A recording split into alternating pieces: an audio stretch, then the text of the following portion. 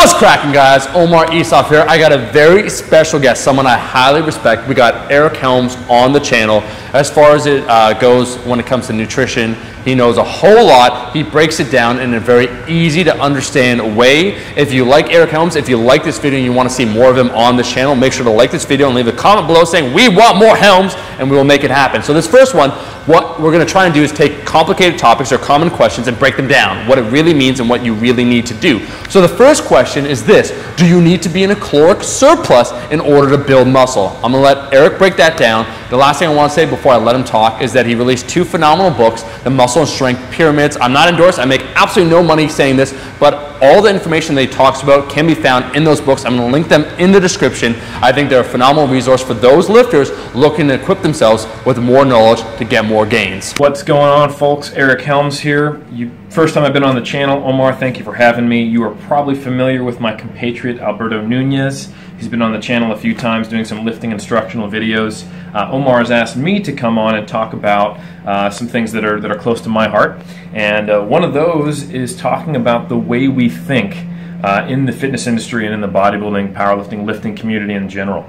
So given that you're watching Omar's channel, you probably are aware that taking an evidence-based approach and trying to incorporate some elements of research-proven methods into your training and nutrition is a smart thing to do.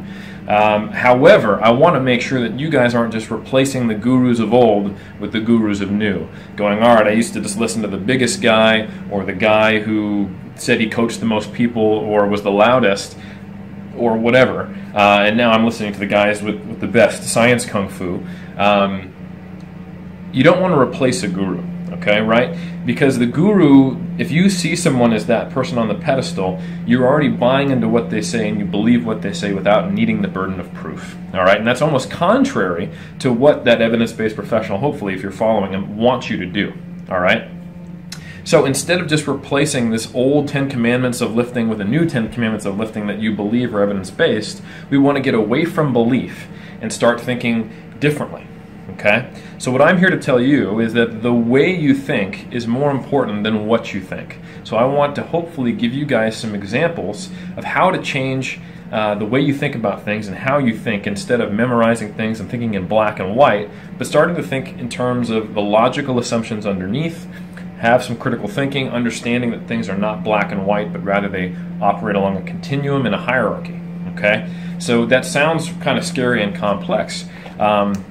And you certainly don't need to become like a scientist or anything like that, but it's always good to question the underlying assumptions we have, even when we think they're evidence-based.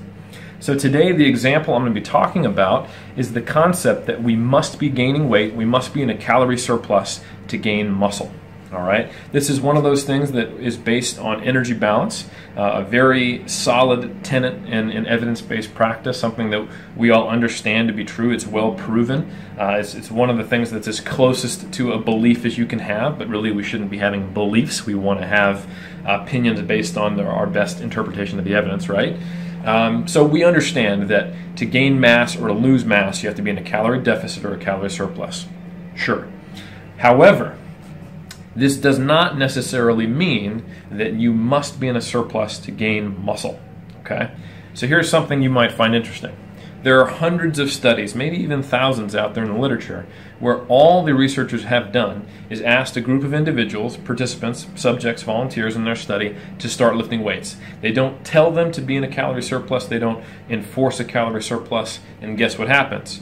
Almost across the board, people gain weight, gain muscle, and get stronger. Oh my God, don't they need somebody from GNC or that big bodybuilder or the magazine to tell them to eat all this food?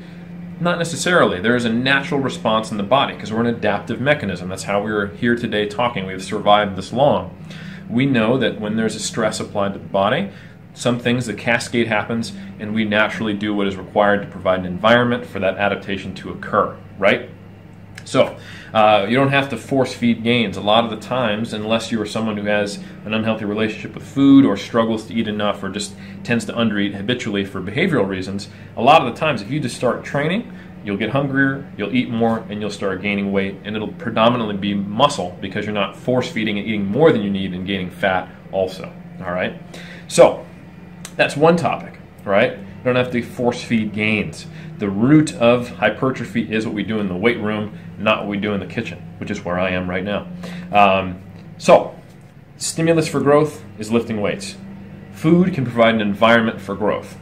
Does that mean that in all cases, if you're in a calorie deficit, that is not an environment for growth, you can't gain muscle?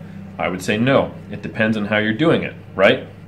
So first off, if you have been thinking of a calorie deficit or a calorie surplus as an on or off switch, binary, 0 or 1, black or white, A or B, that's probably not the right way to think of it.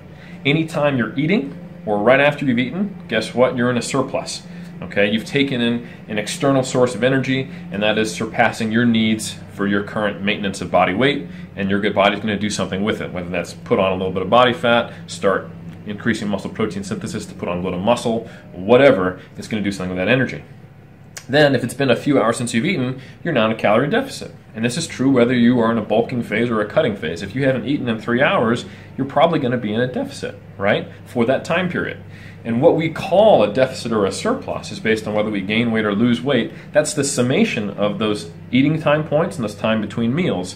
And whether when you add them all together, those pluses and those minuses, whether you get a positive number or a negative number over a period of time. Now, food is not our only energy source. We can liberate fuel from our body. This includes glycogen, this includes body fat, and hopefully not includes protein from our body as well, right? So we have internal and external sources of energy. So believe it or not, what I'm going to tell you is that silly bro from 1985 who said, dude, just turn all your fat to muscle, bulk up and then weight train and all turn to muscle. He's not right, but he's not completely wrong. So for example, big difference between these two cuts that I'm going to use as to display what I'm talking about. Let's say one person, they're 7% body fat, they've been dieting for a very long time, and they freak out. They go, look, I need to get even leaner. I've stalled. I'm going to eat 800 calories a day. I'm already 7% body fat. I've been dieting for a while. That person is probably, in fact, I can say almost with complete confidence, they're not going to gain muscle on that diet, right? In fact, they've probably already lost some, and now they're going to accelerate that loss of muscle. Example 2. A gentleman who is maybe 15 to 17% body fat, they've been in a surplus for a long time, and they're saying, you know what, I want to mitigate some of this fat gain I've had so I can keep growing more effectively. What I'm going to do is I'm going to do a 6-week cut, and I'm going to put myself in a 500 calorie deficit. I'm going to make sure my protein intake is high enough. I'm going to follow this very solid training program, sound training principles, sound dietary principles, not losing too fast, plenty of body fat. This person is probably going to continue gaining during that phase because it's not an on or an off switch. They've got a good solid stimulus for muscle gain, and they are not in such a calorie deficit that the internal stores can't make up for that deficit and still provide energy to fuel muscle growth. Now, again, it's not black or white. Am I saying that that person doing that 6-week cut is going to make just as much gains as if he was in a calorie surplus? No, but it doesn't mean that he's either going to be losing and hopefully maintaining or gaining muscle, depending on if he's a surplus or a deficit. Because a surplus or a deficit is not an on or an off switch. So hopefully that helps. Hopefully you understand and have a different perspective on this specifically. But more importantly, I want you to think differently. Okay? Instead of just thinking surplus equals weight gain, deficit equals weight loss, therefore no muscle gain unless in surplus, you can start to have a more thorough understanding and think logically, have some critical thinking, and start changing the way you think rather than just following a list of rules. All right? Thanks for having me on, Omar, and I'll talk to you guys next time. That's all the time we have. I thank Eric Helms for taking the time to make this video. Hopefully it clarified it for a whole lot of you guys. Once again, make sure to like the video if you're liking this content, you want to see more, and suggest below topics for Eric to talk about, because I want to make this a regular feature. The whole idea or the whole goal with this channel is it's an information-based channel, so you can walk away, you can watch the video and think to yourself, shit man, I learned something. I can use this in my next workout. I can use this for better gains. That's all the time we have. Make sure you follow also all the social media links for Eric Helms, and I'll be seeing all you guys, my rascals, in that next video. Peace!